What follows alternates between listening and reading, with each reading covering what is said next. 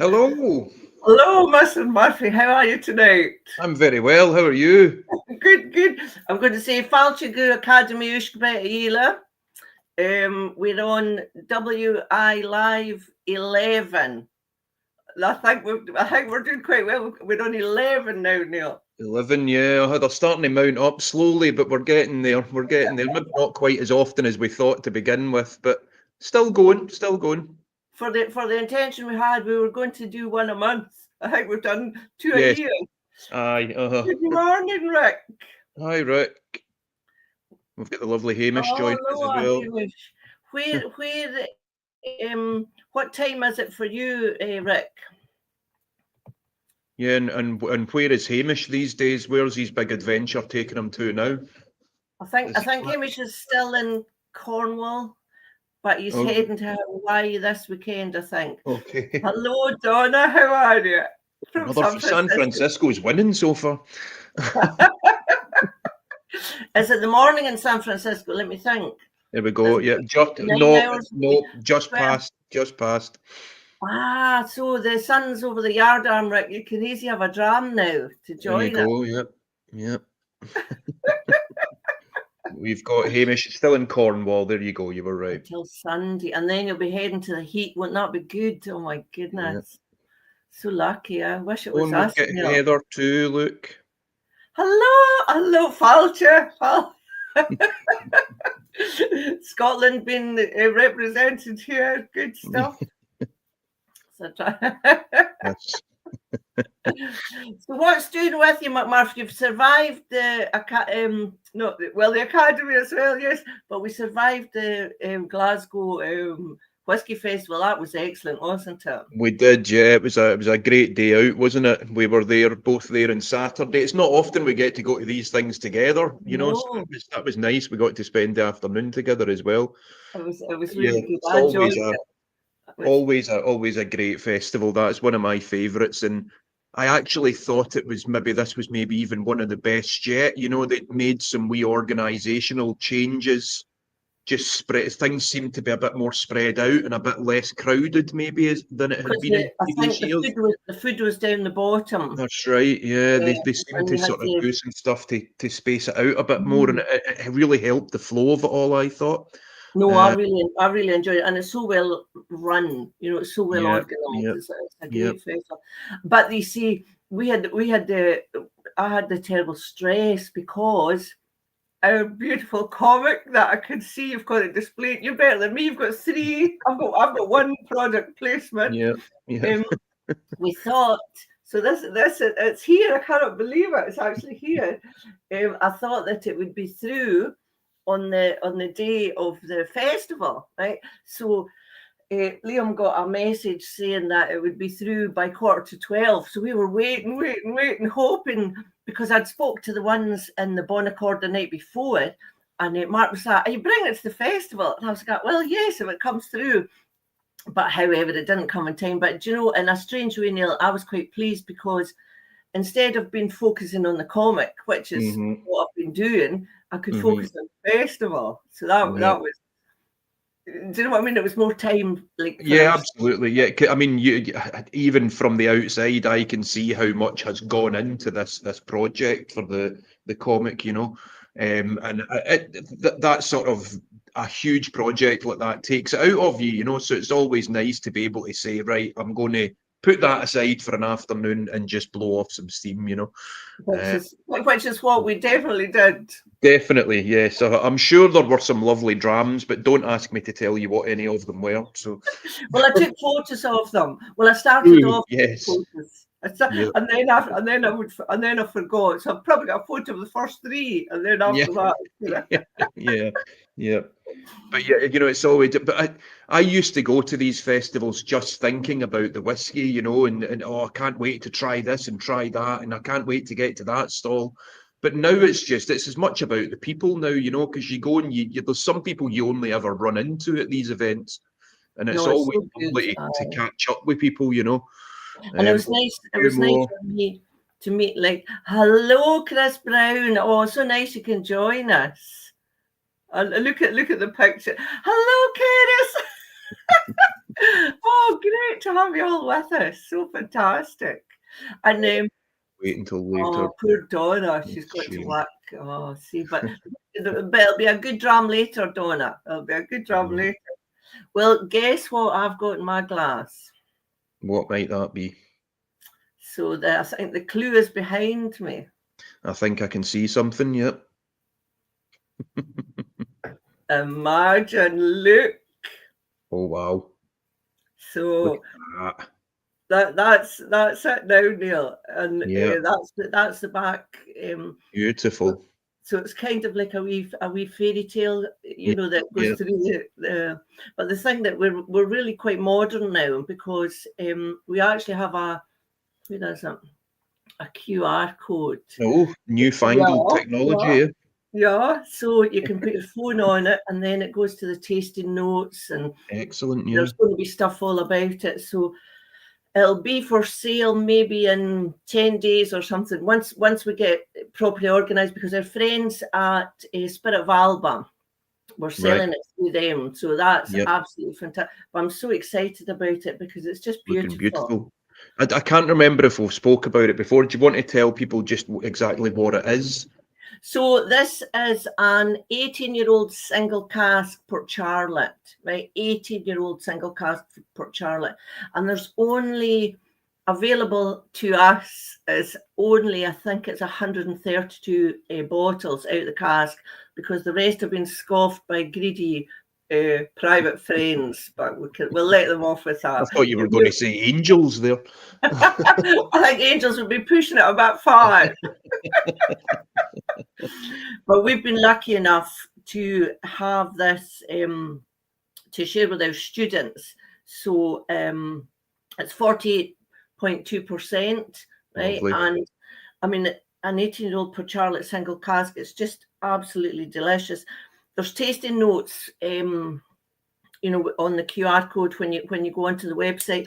But one of the, I wish you had a dram of it there. I mean, first and foremost, it's just like honey, and this is so good because it ties in with the comic, right? Because one of the characters in the comic, so we've got the three girls, which are basically the girls off the logo, you know, the logo here. And the fourth character is Bee, because if it wasn't for Bee fertilizing everything, we'd have no barley, we'd have no fruit and veg, we would have nothing. So it's very important that a bee is respected and revered in the comic. And the first note I would say that you get off our dram is of honey. And of course, it's a beautiful, creamy brichladi, you know, oily, creamy. It's got a brilliant body to it. It's like, it's got a buzzing on your, you know, like the dryness from the tannins, because obviously it's a Port Charlotte, it's peated. You can feel it on your gums. The mouthfeel's phenomenal. The taste, you know, there's like a wee bit of salt, there's a wee bit of lemon, obviously, brichladi. You know, there's so many other tasting notes. We should have organised this better, Neil, and made it that we could do screen shares so that it could come up. Yeah. I mean, I was lucky enough, obviously, you very kindly poured me a wee sample when I was over with you for the Academy last month. And, you know, it was a quick snapshot in a sort of sea of other whiskies that week. So it has got slightly muddled up with all the other great whiskies I tasted that week. But I do remember it being a sort of stop in your tracks moment. You know, when you take that first sip, especially, it was like, oh, wow, this is something different, you know. I mean, even just the practicality of that, you know, there are not many Port Charlotte 18-year-olds around. From single cask, no. There's gorse. Like, I don't know if everybody knows what gorse is, but gorse is like a thing you get a lot of it in Scotland. It's a jaggedy plant, but it's got the most beautiful yellow flower. Well, you know this, Neil, anyway. And we say when gorse is in bloom, there's love in the world, and there's always somewhere there's gorse in bloom, right? But see, when you leave Bowmore, where the Bowmore Distillery Bonds are, and where you walk down that road, which is going to be the Shivers Distillery, and we've got Ken later on who'll be joining us. So he's part of Shivers. But when you walk down that road in the summer, because it's a single track road and it's lined with gorse bushes, you know, down the side of the where the fences are. And see if you go, like, say if it's been a good day and it's warm, right? And you maybe walk down just after tea, and the air is filled with this smell, and it's just about tangible. You feel it, you can actually touch it. And the whiskey has that feeling. And also because of the mouthfeel of Bruichladdich, right, the creaminess, it matches the smell. So it's such a well-balanced dram. I can't believe that we've got this cask. It's amazing. Lovely, yep. Hold on. Vanilla, coconut, milk chocolate, aromas of fresh tar, obviously from the peat, and honey, fresh asparagus, poached and salted butter, notes of scar smoke, sweet vanilla, honeycomb, and wet dog fur. There's lots of that round these parts these days, I'll tell you that. A wonderful, unusual, perfect dram. I mean, I wrote these tasting notes myself, but it was quite a long time ago, so I'm going at this time to read them. So we're excited about that. Absolutely, yeah. It's exciting times with the comic and the bottle coming. You know, there's a lot going on. And the other thing that I like, when you get it, it's presented as a gift. So this is the tartan from the Islay Woolen Mill, and this is Braveheart tartan. And this was, you know, it's handmade, the woolen mill, and then the bags are hand sewn by the lady that's one of the main ladies of the Islay quilters. So she sewed all this for me, and then you've got your wee ribbon, and then your wee slanchava. So it's like a wee present that beautiful. I hope sees it as like a wee present, you know. It's got a lovely sort of handcrafted feel to it, you know, like it doesn't feel at all mass produced. I mean, I know all single casks are very small by their very nature, but this feels like a really sort of personal wee thing, you know. Beautiful. Well, I can also like, so because it's called Port Sciobba, okay, which is the real name for Port Charlotte. So Port Charlotte is not the translation of the Gaelic. Port Charlotte is the name that was put upon the Gaelic name because, like, Charlotte was the wife of one of the Campbells, right? But that is not the direct translation of Sciobba. Port Sciobba means more like, you know, if you were in a boat and you were a rowing team rowing together, a rowing 8 or something like that. It's to do with that. It's a different name. It's not Charlotte is not the translation of Sciobba. So I called it that because that's its traditional name. And then in case people didn't know, right. I mean, isn't my Gaelic is not perfect by any means, but I think isn't like Skippa or Skipa like means team anyway. I think. Yes. And then you see, this is Rachel. Do you remember Rachel that last year was helping? Yep.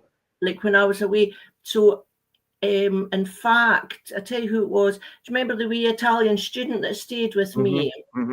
Samuele, I said to him, take a lovely picture of Port Charlotte. So he took a brilliant picture of Port Charlotte for me. And then she made it into this wee line drawing. So this is what you've got down the bottom here. And you've got the lighthouse, you know, so that you know it's Port Charlotte. And so everything's all crafted to build up the story. Brilliant. Beautiful. Yeah, I wish I had that myself here. I mean, I'm not doing too badly. I'm enjoying the Eòrna tonight. So this is Eòrna's first core release. So it's I don't know that I think I might have preferred the inaugural 5-year-old one just slightly over this. It seemed to have a wee bit more sherry in it. This is a bit more leaning towards the bourbon casks. But it's lovely and salty and quite light on the smoke for an Islay. It's quite gentle, but really drinkable. 5-year-old, isn't it? Yeah. And I like the bottle as well because it's like cream and gold and quite elegant, isn't it? It is. Elegant's a great word for it. Even I think elegant works for the whiskey as well, actually. Yes, It's got that quite a refined, sort of elegant sort of character, you know. But yeah, I've been really, I mean, as you can probably see, I've been really enjoying this. Half the bottle. You only opened it 20 minutes ago. Yeah. Yeah. But yes, I love what Ardnaho have been doing so far. The 3 releases they've put out have all been pretty solid. So excellent. Oh yeah, may that continue. And then we've got our cask. The students have got their cask, so we're very lucky. Yeah, absolutely. So we'll need to get that also. We'll need to look into that. Do you know, I forgot to say to you, actually, the other week there, last week maybe, I was sitting in a pub in Glasgow. It's called Blackfriars. It's down in the Merchant City. Yep. I was sitting there, and as I got up to leave, somebody at the table across from me called me over, and it turned out they were somebody else that was in the same cask share as us.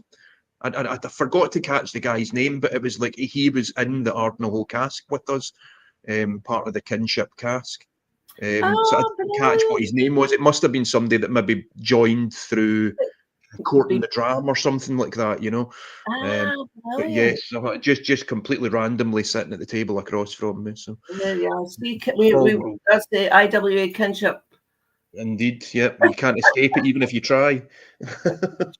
So, Neil, do you want me to tell you a wee bit about the comic, because you don't really know that much about it, really? So the last stream we did, we kind of did a bit of a deep dive in what it was all going to be about. But maybe if you could tell people, had it expanded to 36 pages then? I don't know how big the plan was then, but even if you could tell people how to get a hold of it, might be. Well, what you can do, I mean, there's links on the website. So it says Beyond the Barley, and you can just go onto that page and press it. And so we can send it all around the world. So although the PayPal thing is stupid and it says just domestic delivery, I've tried to say no. If you pay, it's £18 for the comic, and then it's £12, so it's £30 in total, and that can be sent anywhere for that price. Because it fits in a large letter, so it fits for that. And for domestic delivery, it's £4, so it's £22. So there's 2 different buttons. One is for the world, and one is for domestic delivery. So that's how you can get hold of it. But I mean, if you're in, you know, you don't need to do it by PayPal. You can just DM me or email me or something like that, and we can just do it privately. Send a money transfer if it would suit you better. You know, the comic can be sold anywhere, anyway now. So that's I mean, even you left some with me here. So if anybody's closer to the Glasgow area, I've got a wee stock here that I can sort you out with. And then you don't need to be posted. Exactly. Yep. We can meet up for a dram instead. That'll be twice the fun then. So, give us a shout. We'll get you sorted. Well, the thing that I like about it the most really is that it is it's based on a pipe tune. So the pipe tune of the whole story. So the story is the movement of barley. So basically, it's bare barley. Bare barley comes from the Fertile Crescent at the end of the Mediterranean here, the kind of Palestine, Israel area here, right? And then it's when the ice starts to melt, how the barley moves, and the people moved from there, right? And they went up, and we crossed across Dogger Bank there, right? Walked up here, and then across. It's hard to do it back to front, and then down. Where am I going? Down to Islay. But how I've done it by this magical pipe tune that calls people. So the pipe tune is a map, right? But what I decided to do was get a real pipe tune written for us. So the genius that is Lorne McDougall, you can Google him. He's like the contemporary trad composer of pipe music just now. He's absolutely excellent. So he wrote the pipe tune called Seachad and Eòrna for me, which you can see there. So any of you pipers out there, you can play that yourself from the score there. And also the thing that I like on the first page, right? these notes, you can actually play these notes. That is the real notes of the tune, and that is the real notes of the tune there. Mm-hmm. So the good thing is, if you buy the comic, so we'll have your email address. So I will send the SoundCloud file, MP audio file to you, so you can enjoy listening to the music, reading the comic, and drinking a dram too. It's an immersive experience. Absolutely. Yeah. Everything all at once sounds great. And plus learn your Gaelic, because it's half Gaelic, half English. So the whole story is in English, but it's all in Gaelic as well. And it's directly across. And going forward, we will have a speaking file of the Gaelic story. Oh, excellent, yeah. But that might be after Christmas, because it's a lot going on. So that's the kind of lowdown on the comic and the bottle. That's the two things that I've been well, I mean, obviously, in the middle of all this, we had the academy as well. Of course, we had the residential diploma last month. Another brilliant week was had. We've got two guests with us tonight who were both sort of lecturers and hosts during the academy week. We've got them here joining with us. Rachel, do you want to maybe give them a wee introduction, and then we can bring them in, and then we'll go through just how the week went, a sort of academy debrief, if you like. So we've got two amazing gentlemen, one who is a stalwart of the academy, who's always been a supporter and a brilliant host and presenter for us, and bringing his lovely whiskey. So we've got John McCheyne. He's the Global Master Ambassador of the Scotch Malt Whisky Society. And for the first time coming to the academy, but I've got a funny feeling it might not be the last. we were very lucky to have Ken Lindsay, who was the Global Master Ambassador for Ballantynes and Chivas, and he also did a very important thing that he let slip to us. I'm sure everybody's friend knows about Friends of Lafroig, which is actually the biggest like fan group or whiskey society in the world. It's the biggest one. They've got over 1 million people now, and Ken was one of the heads, both legends, you're right, Hamish. Ken was one of the people whose heads were together in the Port Charlotte Hotel many years ago and trying to think of a plan, and they came up with a plan of Friends of Lafroig. So this is the two gents. Will he appreciate that many years ago there? No, maybe, like last week. Yeah. I'll bring them in. Here we go.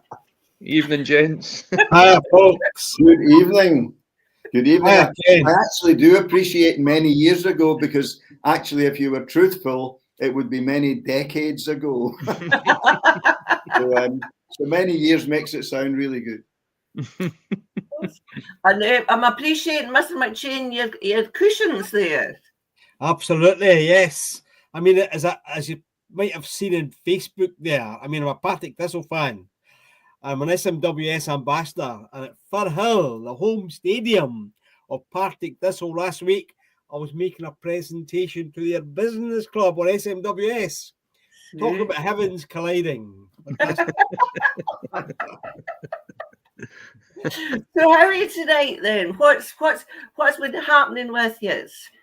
Well, I've suddenly developed a heavy cold, so you might all have heard my story about what to do with a hot toddy in the past. And what I've always said is measure the ingredients precisely and accurately, put them together carefully, heat it to exactly the right temperature, then pour it down the bloody sink and pour yourself a large Lafroig, and you'll be right as rain in the morning. So that's what I've got tonight, a Lafroig cask. The definitive Islay. Yes, absolutely. I thought you were going to say there. That doctors are prescribing it, John, that doctors actually prescribing Lafroig for medicinal purposes only. I know. It's incredible, Ken. I was actually talking to a doctor a while back there, and he's asking me a set of questions, and he said, how much alcohol? I'll tell you what, never mind. I'll ask you this question first. What do you actually do for a living? And I said, well, I'm a global ambassador for the Scotch Malt Whisky Society. And he just burst out laughing. He said, well, I'm not going to ask you that alcohol consumption question then. Right. When I went to the doctors when I was still working, I'm now very happily retired, but when I was still working in the industry, I used to get my biannual medical checkup, my road test or my MOT. And of course, they'd always ask the question about food and diet. And then, of course, the inevitable alcohol consumption. And I said, do you really want to know? I said, do you want the truth? Or do you want the diplomatic answer, or do you want the hard, honest truth? And he said, just give me a number.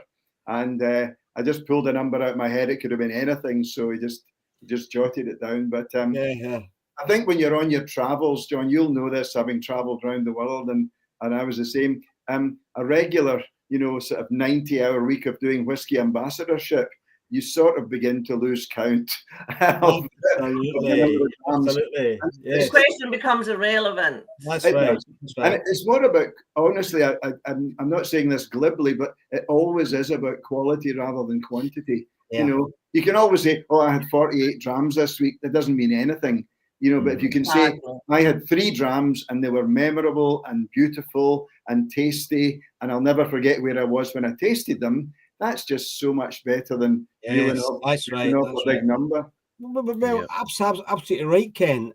The dram just means so much. I mean, I don't know whether you saw in the news a few months ago, there was an old lady, 105, and she was interviewed on the news, and they asked her what the secret of her longevity was. And she said, I have a wee dram of scotch every night before I go to bed. And I thought, 1 dram of scotch every night? And she's 105. I'm going to be here forever. You'll be here till you're 205. Let's give this some hope.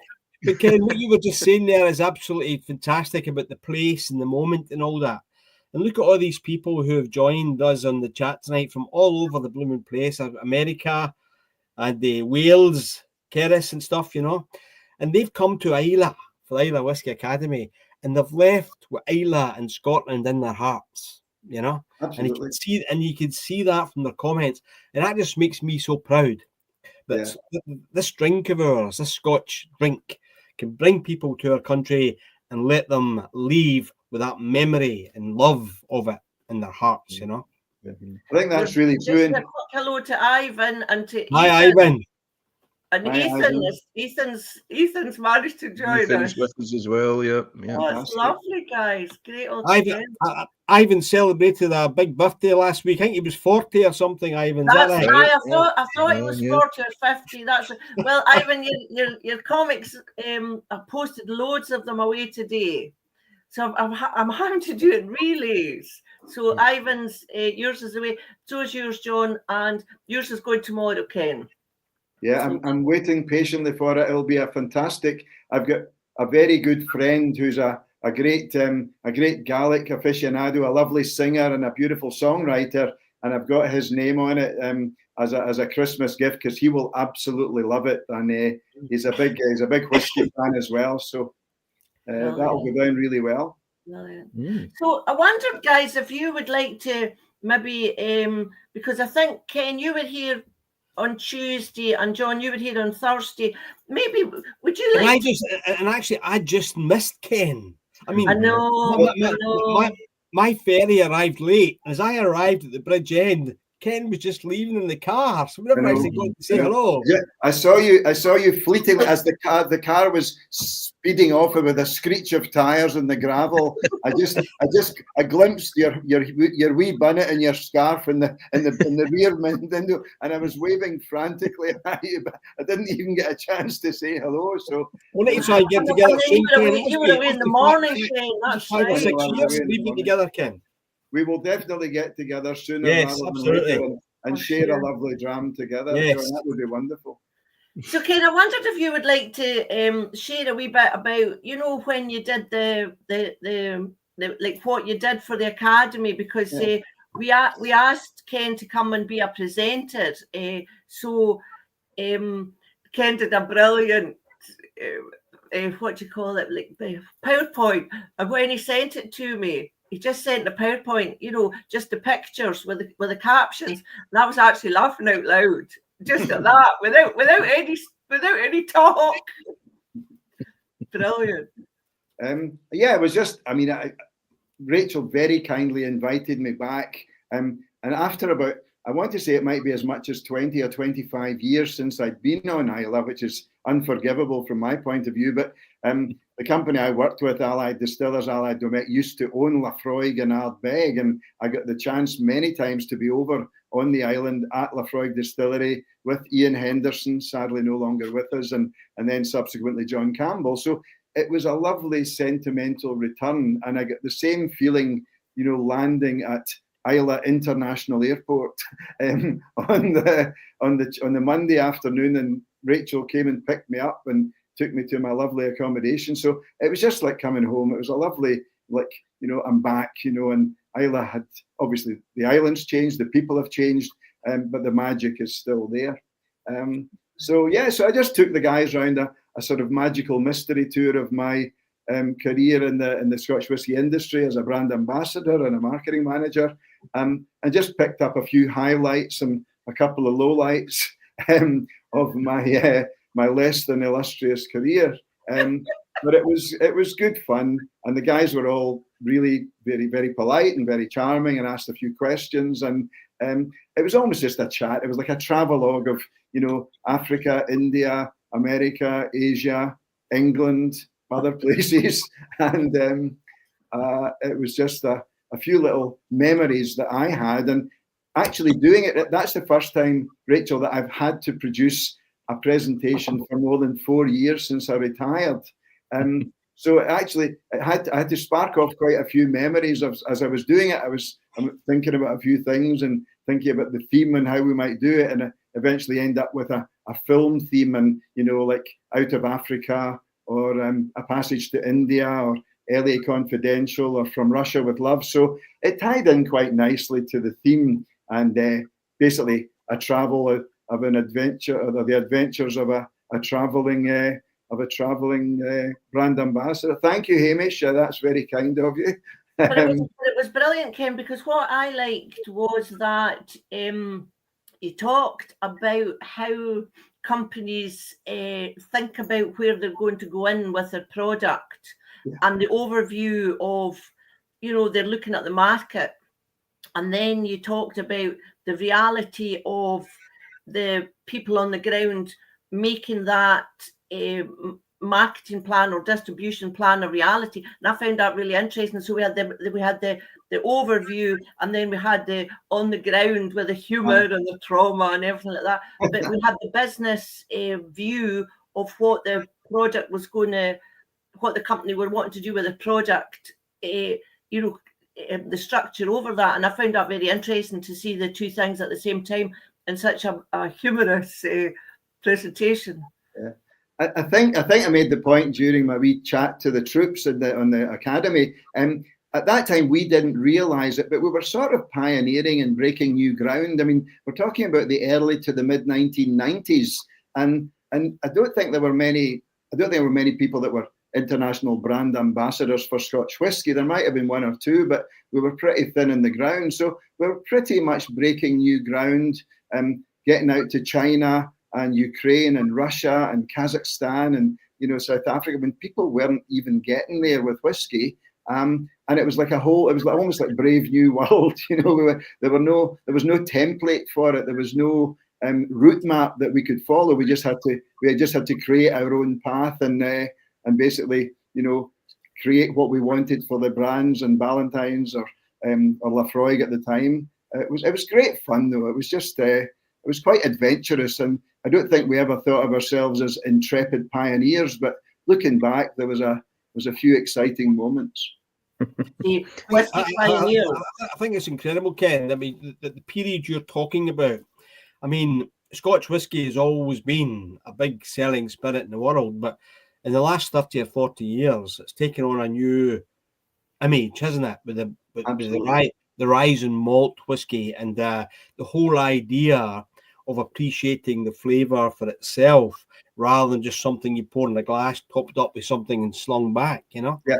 And I think you're obviously been a big part of that. And I think the Scotch Malt Whisky Society was as well in developing. I mean, even now, malt whisky is only about, I don't know, 15, 16% of the whisky drunk in the world by volume. I mean, it might be about 35, 36% by value because it's more expensive. But back in the time you were talking about starting out, Ken, it was like single figures percent. Yeah, it was about 8 or 9%, maximum 9% of the volume was malt whisky, and all of our business was blend. Ballantine's the second biggest brand in the world in volume, and then latterly Chivas Regal, a huge brand in its own right. So blend was the message we were taking to the world. Then we supported it with the single malts, you know, as we needed to. But at the early 90s, malts weren't even being quoted. That's right. Very, very strongly by any company. You know, there were sort of the also-rans, and then gradually they've come into the mix. And I think they sit really nicely together. You know, the blended business is fantastic, and it gets the volume and the value, and then the malts come in and just complement. Ken, I couldn't agree more. You get some malt whisky people who kind of look down on blends. And as I said to that group last week at Firhill, do not criticise or look down on blends. If it wasn't for the blends, there wouldn't be single malts. You know what I mean? And I mean, I enjoy a blend as well, you know. So blends can be fantastic. John, can I ask you, when did you start with SMWS? How did you get in with them, or how did they get in with you? More to the point. Well, you mean it's how did they get in with you? You mean an ambassador as a member? Well, how long have you been an ambassador? Yeah. Mm-hmm. Well, you know that Freud story, Rachel. You know very well. Well, because of that single cask experience, I joined pretty quickly. I mean, I'm in the first 1,000 of members within the first 12 months. But what happened in 2007 in the newsletter, they asked members whether anybody would like to become an ambassador because they wanted to extend the external members' tasting experiences, you know, to other places. And I kind of chucked my hat in the ring for down here where I lived. And I was chosen after an interview and a test and all that. So it was just a hobby for me to begin with. You know, it was something I did occasionally in Brighton and Southampton and Winchester. And then a few years later, when I finally gave up financial services, they asked me to go to Denmark, help open up there. And I did, and it just kind of developed from there. And before I knew it, I was kind of traveling around the world because it become a kind of my main activity, you know. So you became a global master ambassador by accident, then, is what you're telling us? Neil, almost it just developed. I mean, it was never. I never had a written down plan or anything, you know. I never had a career ladder idea. It just all kind of happened, you know. I think that might be. And the thing is, I've never ever been able to regard it as work. See, and there's Ken. Ken's been 40 years, never done a day's work in his life. I think there are many people in our company that would absolutely agree with you, Rachel. You know, I spent half my life in the whiskey industry, and I have to say, the best half of my life, without a doubt, without a shadow of a doubt. But like you, John, I think it's intriguing that we sometimes fall into a job or fall into a role that if you to write the description for it, you would have a real problem writing a job description. Yeah, that's right. But then you sort of create the role and you make it your own, and you work your way into it, and eventually your personality and your way of communicating and your way of doing it, and it becomes yours, and the brand becomes synonymous with you as a person. I'll tell you something, Ken. Scotch Malt Whisky Society doesn't only do Scotch now. You know, that's how it started off, single cask, single malt Scotch. But now we've did whiskey from all over the world. We've did other spirits as well. But in my heart, whenever I went around the world, as far as I was concerned, I was promoting Scotland. Here. And none of that foreign gel. None of that foreign gel. Right, and the vehicle was the Scotch Malt Whisky Society. So everywhere I went, I mean, just like I said before, about all of these people here from America and England, Ivan, and Wales and stuff, and the people who've come to the academy over the years. There was a chap there from Slovenia. Yes, that's right. And there's been people at the academy all over the world. And I just think that's terrific, you know. I just saw myself. Next in March, we've got 2 people coming from Nepal. There you go. You know, that's Nepali. Nepalese distillers. No, like you, John. I think as I was traveling around the world, and I didn't always wear a kilt and do play the Scottish card, because Ballantine's as a whiskey brand, as a Scotch brand, was one of the least Scotch brands in the world. It was very cosmopolitan, very urban, very city, and very European as a brand. It wasn't seen as a very Scottish brand. But gradually, you know, people got to realise you're the guy from Scotland, and sometimes you might wear a kilt and whatever. But like you, John, I think we were representing the whiskey first of all, but absolutely representing the country, the people, the culture, the history, because you can't separate the Scotch whiskey industry with the history of Scotland way back to the 14th, 15th century. Absolutely. And I'm thinking about the pair of you saying, you know, that you never had a game plan, you just fell into it. And the kind of way that's a bit like me and you, McMurph, I think, because I've ended up doing the academy by magic. I didn't sit and say, oh, this is my plan, this is my fight, this is how I'm going to do it. It was through all magical steps and through, no, I don't call them coincidences. I don't know what you would call it, serendipity or something. You know, Janice wanted me for the man to stay in my house. I didn't even know that. Then I set up Whisky for Girls.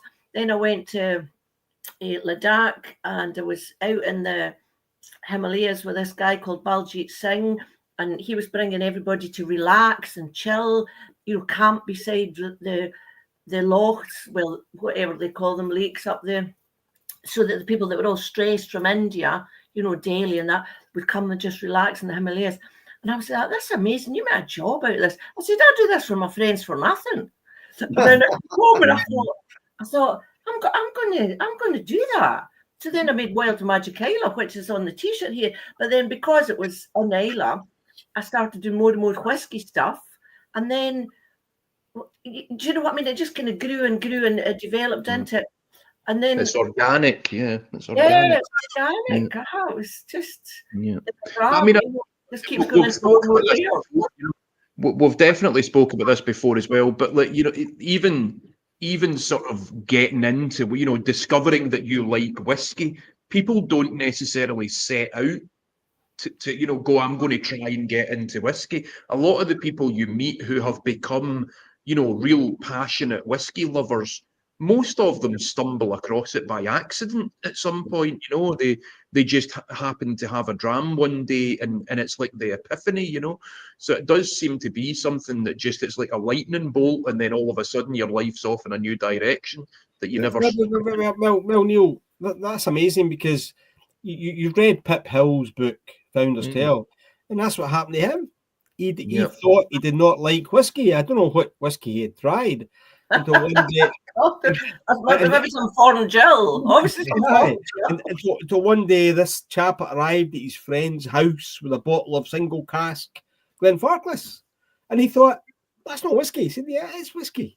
He said, "Well, I've never tasted that before." You know, that joy of flavour, and that's where it all started. That's wee Alexis, John. See wee Alexis. So wee Alexis is the illustrator. I mean, she's amazing. I tried to get her to come on the thing tonight, but she's a bit shy. I was like, post a comment so that we know you're here. But I don't know if she's watching or not. But Alexis made this beauty out of my stick figures, right? So anyway, I brought Alexis up to Glasgow last weekend.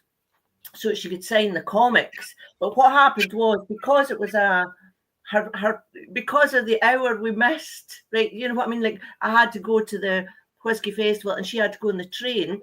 What we've done is put Alexis signed 100 labels, fancy labels, and I'm sticking them inside, so it's handwritten of Alexis's signature to go in the comic, right? But that, I digress. But on the night, the Friday night, I says to Alexis, I think it'd be fitting if you and I had a dram of beer barley together, because that's what the whole comic is about. So I said, come on, and I'll take you to the Bon Accord, because it's just down from Liam's, right? And it's just one of my favourite bars in the whole world anyway. I said, and we'll have a dram together, and I'll teach you how to like drink it, although it'll be busy and all that, you're not, but I says, I'll just quickly go through it with you, right? So I got a beer barley, did the wee taste and all the rest of it. Oh, and she liked it, and that was lovely, you know, she enjoyed it all. And then I said, right, after we realised, I says, right, what I'm going to do now, I says, I'm going to take you to the other extreme. So you've had the beer barley, which is clean and honey and light and beautiful. I said, we're going to have now the definitive Islay malt, disturbed my heart, the Lafroig, right? So I went up and I got a 10-year-old Lafroig, brought it back down. I said, here you are. And I said, you're going to get a wee hit from the peat that's going to be a lot different here, but just do the same thing that I showed you, right? So she goes like this, took a big sip, because I said, don't take a wee sip, take a big sip. And then she's like, I love it. I love it. She's a wee peathead now. She loved she liked the Brichladi, but she loved the peated Lafroig. So she's away home now, a wee peathead. Yeah, no, yeah. That's brilliant. That's brilliant.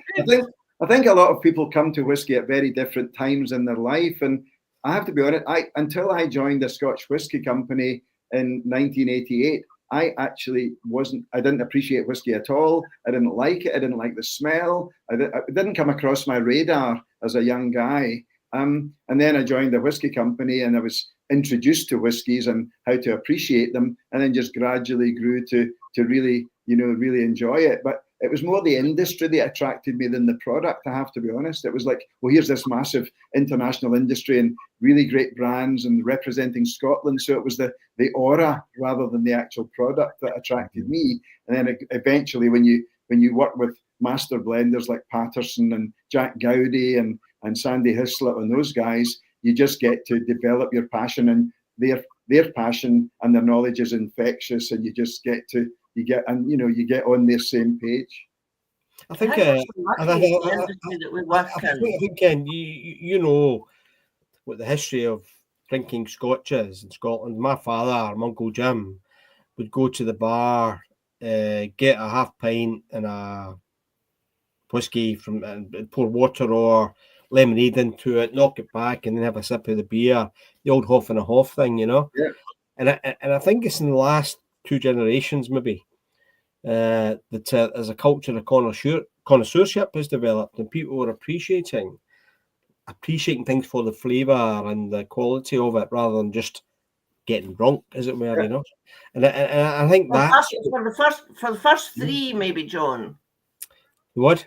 For the first 3, maybe. Yeah. But I think that's where things have changed, you know, and appreciation. And the thing is, there's a figure now that says that something like 29-30% of youngsters in these countries, between 18 and 25, don't drink alcohol at all because they're told how bad it is for them and they want to live healthy lifestyles.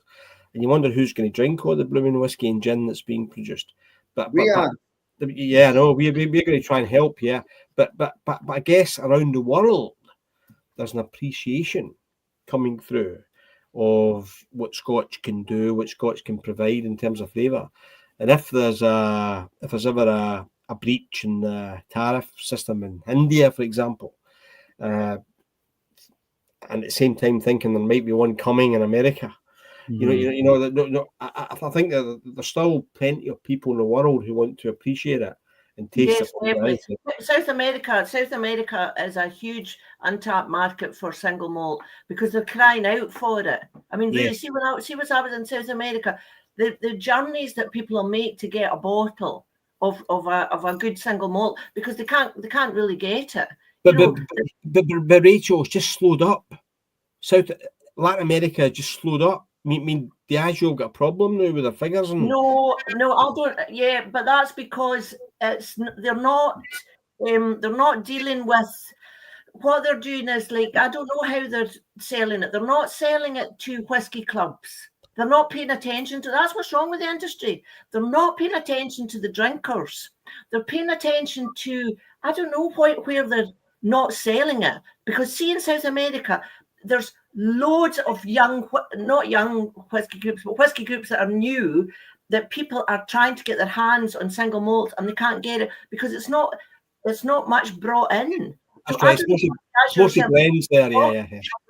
But they're not interested in that. They want to try your Kilchommans, your Ardbegs, your Eòrna Americans, your Eòrna Hose, and they can't get a hold of them. So if people could send them over, they're snapping them up because they want to learn and experience and go into flavours and everything like that. They're not wanting your mainstream Johnny Blacks and all the rest of it, which is maybe why they're finding it going lower. But they're not paying attention to these groups. They don't engage with them. Yeah, good point. Do you know what? Because I know this from personal experience. Because they lay off that they try and engage with people and they're getting kind of knocked back. And it's that opportunity is there. And we really need to pay attention to that in Scotch just now because of the what we're coming up against. You know, with so much world whiskey. That we're like the distilleries here, like they're closing two shifts down, 2 mashes down a week. That's happening. Whereas if they went into these markets and paid attention in small ways, like what Ken did a way back in the beginning when you went into the I really think that's what we need to do. Do you think there's a case for revisiting that Scotch Marketing Board? Yes, absolutely. Yes, absolutely. Okay. Mm-hmm. Absolutely. That was a good wee rant there. Yeah, well, you've got to get one in at least. To say stop ranting. I'm just going to throw up. There was a wee comment there from Rick. This is the first time I've ever been a model, right? But yeah, we have Islay Whisky Academy T-shirts. They are not sort of officially available to purchase on the website or anything as yet, Rick. We made them available to the students that came over and did the diploma last month. We'll be doing that going forward. But I'd like to think we can sort something out for, former students and stuff, members of the kinship. And maybe if we get organised, it would be really nice to have them on the website that we can mail out to folks. So yeah, give us a wee message or something. We'll try and sort something out. Show them the back. The back is lovely, Rick. I don't know how you'll see this, but hang on. Can you see it? Sharing the spirit of yes. Love it. I love that. Love it. There you go. That's not the first time I've come on camera and been asked to turn round.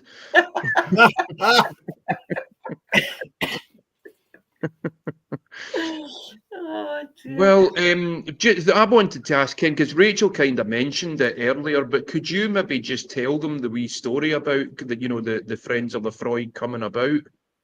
Maybe. Yes, guys, I don't know what happened. I think a call came in on my screen, and I can't see you. Have you still got me on the screen? Yeah, we can see you. Yeah. I seem to have lost my screen, but I'll chat away to actually my screensaver's a golden retriever called Murphy, and I've got him here live with me, but I don't know why I've dropped out of the. Hang on, I'll just try and get the screen. Maybe your camera's gone off. No, but we can see you. That's great. As long as you can see me, I can definitely see you. I can talk to a screensaver.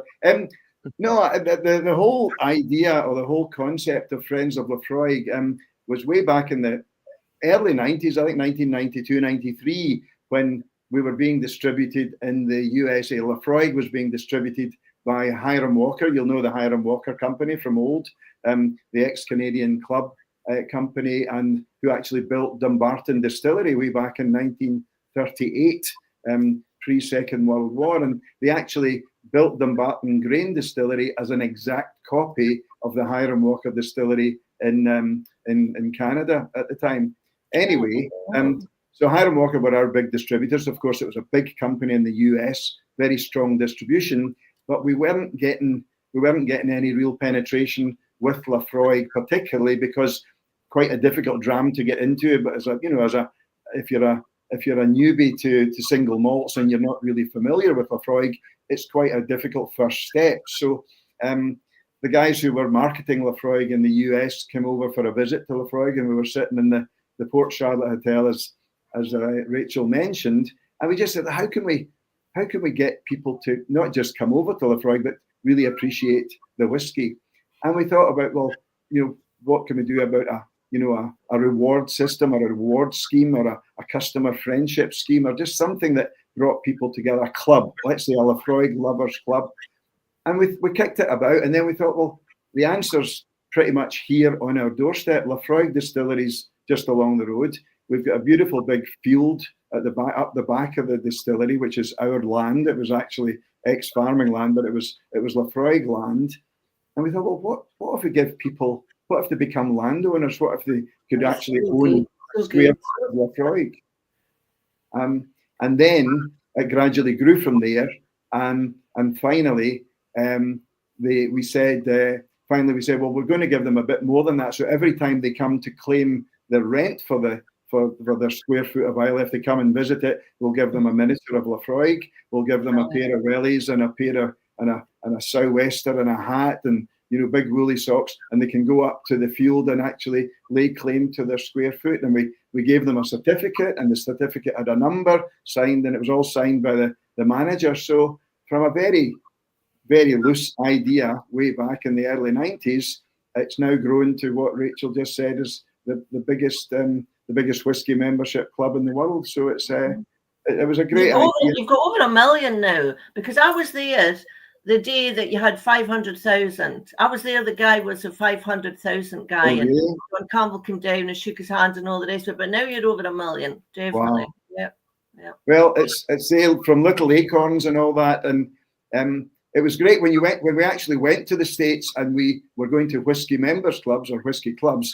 People would come up and say, "Oh, I'm a member. I'm member number 3,435 or 20,403," and people would come up and shake your hand and say, "I'm so pleased to be a member of this wee club." And it was quite a quirky idea. I think Laphroaig is a very quirky brand, as you all know, and it's a very unique and quirky whiskey. So I think the Friends of Laphroaig membership and what we gave them absolutely matched the quirky personality of the brand. I think it's amazing, Ken. I mean, there's lots of distilleries now have the Friends of clubs, and yours is by far the biggest. And I think what you've just said is absolutely right, because of the very unique nature of the whiskey and the very unique nature of what you get as part of being a friend of Laphroaig. That wee miniature when you arrive there, put your flag on a piece of land. Yeah. It's magical. I was sharing some stories with all the lovely delegates on the Whisky Academy just a month ago, and there were stories about people. There were people coming over and proposing on their square foot of Islay. Getting married. People getting married. And there was we met some lovely Japanese guys, because we had the link with Suntory, and we were distributed by Suntory and we distributed Suntory, and there was a link with Laphroaig. We had Japanese visitors coming over and planting the land of the rising sun flag on their square foot of Islay and laying claim to it, and then bringing their girlfriend and getting down on bended knee and proposing to them. So it's quite a romantic place to propose, I think. Fantastic. On the ball, a bit more romantic than Masataka proposing to Rita and bloody Kirkintilloch. There's people that would think that Kirkintilloch was very romantic. The spirit of Alba boys, for a start. Hey, listen, I lived there for a while, Rachel. It's not romantic, okay? It's many things, but it's not romantic. Yeah. Oh, brilliant. Well, I think that kind of. I'm conscious that we're moving on to 9 o'clock now, and we've had a couple of people. Donna's having to drop off. Thanks for joining us, Donna. So yeah, I mean, Rachel, I don't know if there was anything else you wanted to ask, but I just wanted to thank John and Ken for doing the academy, of course, but also for joining us tonight.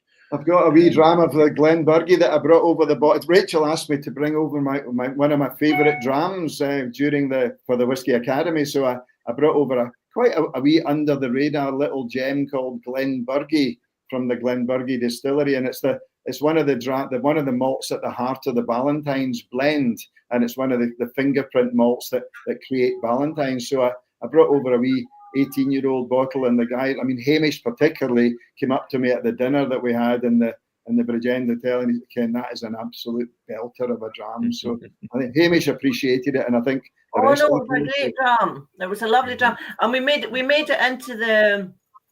wound it into the journey of the girls. You did, didn't we? Yeah, it was the honey one when they met the Snow Queen. That's right. Yeah, we did. Yep, it was the one that changed everything. Yes. the catalyst for change. It was the catalyst for change. Oh, gents, it was lovely to have you both. It was brilliant crack. I think for me, this is the fastest IWA live that we've ever done. I was just going to think it's the most I've drank during one as well, because I haven't needed to talk all night. We've been entertained. Just sitting back and enjoying the chat. Yeah. Well, it's a huge thrill and a massive privilege for me, Rachel, and Neil, and John to be now sort of officially part of the kinship of Islay. I feel as if I've been a lot at arm's length over the past few years without an Islay brand to work with. But now that I've come back in and become part of the kinship and the fellowship, I feel as if I'm part of the family now. So thank you so much for allowing me to become part of this fantastic kinship. And I also, I'm just so chuffed that I've been involved for so long. And as I said to Rachel and Neil the other day there, I've got my diplomas from several years, but what I don't have is my half a diploma. You got half a diploma 1 year. I don't know if everybody's heard this story, but 1 year I was a bit lazy, you know. I was turning up at lunchtime and at the end of the week on diploma night, Rachel called me up for diploma and gave me half a diploma. Well, I don't think I would even qualify for a 10th of a diploma, because I was only there for the morning and the Tuesday and that. But I did go to Kilchoman Distillery, and I did go to the malt drying place over at where it was. And of course, next you'll be like John. John just comes for the whole week. Even when he's not presenting, he just comes for the whole week. No one can. He always presents. Just send me the dates for the next one, and I'll try and block it off in the diary for next year. That would be fantastic. And I'll get in touch, Ken, and see if we can arrange a get together somewhere. That would be marvelous. Yeah, next time you're up in Las Vegas, we'll get together. Sure. We'll get together for a dram, definitely. Yeah, great stuff. Okay, thank you very much, gents. I'm going to drop you guys out just now, and Rachel and I will wrap things up. So thanks again to John and to Ken. Thank you. Cheers now. That was brilliant. That's the least amount of work we've had to do for one of these. We just let them tell stories. It was brilliant. Brilliant crack, aren't they? Yeah. So I wanted to wrap things up kind of quickly, Rachel, because I'm aware that time's gone on a wee bit, but there was a couple of questions came in there, and we did write this down that we wanted to talk about it. For the people in the kinship, we will be doing a Secret Santa again this year. So the way this has tended to work in the past, the people that are in sort of Scotland, England, Ireland, Northern Ireland, Wales, we will get together. And I'll arrange it all. So if you want to take part, let me know. And then we'll swap names. And what you do is send a couple of samples to each other. as a Secret Santa sort of thing. We'll get somebody in the States to do the same for our American-based kinship. I think Chris has already said there that he would be happy to try and organise for the US, Thanks, Chris. which is That's brilliant. brilliant. And if we have, I don't know if there was many of the European guys on tonight, but hopefully maybe we can get one of them to organise the European side as well.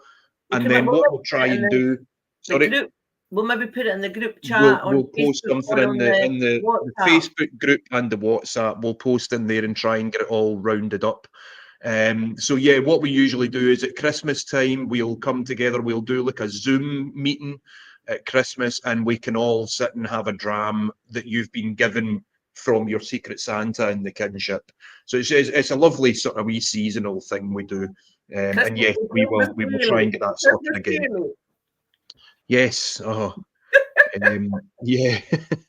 So I'll send the messages over the next couple of days in the group. If anybody definitely wants to be part of it, just drop me a message or something, and I'll start collecting all the names together, and we'll get that all organised. The only other thing was, I mean, Ken himself mentioned it there. I think I'm right in saying the dates for the March residential diploma are the 24th to the 28th. Is that right? 24th. You're probably right. Close anyway. So it's around about there. But I believe there are still places for that. So if you are interested, please do get in touch. Get in touch, yeah. You can go to the website, obviously, or drop us an email at info@islawwhiskyacademy.scot. And yeah, we'll be happy to get you booked in for next year. It is always a brilliant week. It goes from strength to strength. Yeah. So yes, next up we'll be on about the bottle, won't we? It'll be time to get the bottle out to people next. That's the next big one. So just really exciting times for the Academy. Rachel, anything you want to say just to take us out for the night? Well, just wish you all well, and thank you very much. Thank you to everybody that's already bought a comic. This is so exciting for me. This is actually my own project. It's not through the Academy, but obviously because I'm part of the Academy, it's kind of interlinked, but it is my own project. So I'm really thank you everybody that's supported and interested. And if you've not already got a comic and you want one, get in touch anyway, social media, email, whatever, and we'll get one sent to you wherever you are in the world. So, perfect. Good health. Lovely. And okay, we'll see you all next month. Slán. Thank you for that.